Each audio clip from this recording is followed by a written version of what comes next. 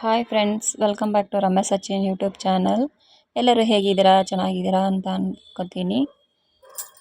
ಇವತ್ತಿನ ವ್ಲಾಗ್ ಬಂದು ಮೆಹಂದಿ ಸೊಪ್ಪನ್ನ ನಾನು ಯಾವ ರೀತಿ ರುಬ್ಬಿ ಹಾಕೋತೀನಿ ಅಂತ ಹೇಳ್ತೀನಿ. ಇದರಿಂದ ಏನು ಉಪಯೋಗ ಅಂತಲೂ ಕೂಡ ಹೇಳ್ತೀನಿ. ನಿಮ್ಮ ಜೊತೆ ಶೇರ್ ಮಾಡ್ಕೋಬೇಕು ಅಂತ ಇದೊಂದು ವ್ಲಾಗ್ ಮಾಡ್ತಾ ಇದ್ದೀನಿ.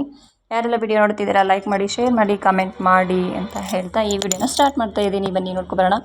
ನಾನು ಮೆಹಂದಿ ಸೊಪ್ಪನ್ನು ತೊಗೊಂಡಿದ್ದೀನಿ. ಮೆಹಂದಿ ಸೊಪ್ಪನ್ನು ಎಲೆ ಎಲ್ಲ ಬಿಡಿಸ್ಕೊಂಡು ನಾನು ಇದಕ್ಕೆ ಅಡಿಕೆ, ಸ್ವಲ್ಪ ವೀಳ್ಯದೆಲೆ ಮತ್ತು ಸ್ವಲ್ಪ ಸಕ್ಕರೆ, ಒಂದೆರಡು ಪೀಸ್ ಲವಂಗ ಹಾಕಿ ನಾನು ಈ ತೀರಿ ನುಣ್ಣಗೆ ರುಬ್ಬಿ ಇಟ್ಕೊಂಡಿದ್ದೆ. ಇದನ್ನು ಯಾವ ರೀತಿ ಹಾಕೋದು ಅಂತ ನಾನು ಹೇಳ್ತೀನಿ ನೋಡಿ. ಈ ಥರ ಕಡ್ಡಿ ಸಹಾಯದಿಂದ ನಾನು ನಮ್ಮ ಅಣ್ಣನ ಮಗಳಿಗೆ ಈ ಥರ ಹಾಕ್ತಾ ಇದ್ದೀನಿ. ಇದರಲ್ಲಿ ಡಿಸೈನ್ ಎಲ್ಲ ಬಿಡೋಕ್ಕಾಗೋದಿಲ್ಲ, ಬಟ್ ಹೇಗೋ ಹಾಗೆ ಬಿಡ್ತಾ ಇದ್ದೀನಿ. ಕೋನಲ್ಲಾದರೆ ನಾನು ಚೆನ್ನಾಗಿ ಹಾಕ್ತೀನಿ ಮೆಹಂದಿ. ಸಂಕ್ರಾಂತಿ ಹಬ್ಬಕ್ಕೆ ಮೆಹಂದಿ ಹಾಕೋಬೇಕು ಅಂತ ಈ ರೀತಿ ಮಾಡಿದ್ವಿ. ಈ ಮೆಹಂದಿ ದೇಹಕ್ಕೆ ತುಂಬ ತಂಪಾಗಿ ಕೊಡುತ್ತೆ ಮತ್ತು ತಲೆಗೆಲ್ಲ ಹಾಕೋತಾರೆ ಮೆಹಂದಿನ.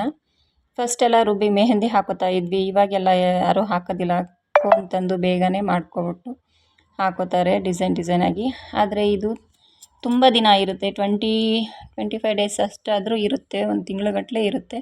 ಬಟ್ ಈಗಿನ ಮೆಹಂದಿ ನಾವು 3-4 ಡೇಸಲ್ಲೆಲ್ಲನೂ ಹೊರಟೋಗುತ್ತೆ.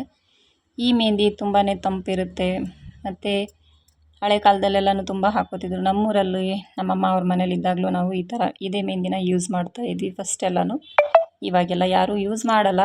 ಯೂಸ್ ಮಾಡಿ ಒಳ್ಳೆಯದು ಇದರಿಂದ ಅಂತ ಹೇಳ್ತಾ ಇದ್ದೀನಿ. ನೋಡ್ತಾ ಇರ್ಬೋದು, ನಾನು ಕೂಡ ಈ ರೀತಿ ಡಿಸೈನ್ ಹಾಕ್ಕೊಂಡಿದ್ದೆ. ನಮ್ಮ ಅಣ್ಣನ ಮಗಳಿಗೆ ಈ ರೀತಿ ಹಾಕಿದೆ ನೋಡಿ, ಎಷ್ಟು ಚೆನ್ನಾಗಿ ಕಾಣ್ತಾ ಇದೆ ಅಂತ. ಕಲರು ತುಂಬ ಚೆನ್ನಾಗಿ ಬರುತ್ತೆ ಇದು. ಇವಾಗ ಯಾರೂ ಸೊಪ್ಪು ತಂದು ರುಬ್ಬಿ ಮಾಡ್ಕೊಂಡು ಹಾಕ್ಕೊಳ್ಳೋ ಪೇಷನ್ಸ್ ಇಲ್ಲ, ಹಾಗಾಗಿ ಯಾರೂ ಹಾಕ್ಕೊಳ್ಳಲ್ಲ ಅಷ್ಟಾಗಿ ಅಂತ ಹೇಳ್ತೀನಿ. ಮತ್ತು ಇದನ್ನು ಅಮ್ಮನ ಮನೇಲಿದ್ದಾಗ ನಾವು ಚೆನ್ನಾಗಿ ತುಂಬ ಇರ್ತಿತ್ತು, ಹಳ್ಳಿ ಕಡೆ ತುಂಬ ಇರುತ್ತೆ ಈ ಸೊಪ್ಪು. ನಾನು ಹಾಗೇ ಪುಡಿ ಮಾಡಿ ಇಟ್ಕೊಂಡು ಯೂಸ್ ಮಾಡ್ತಾಯಿದ್ದೆ ಫಸ್ಟೆಲ್ಲ.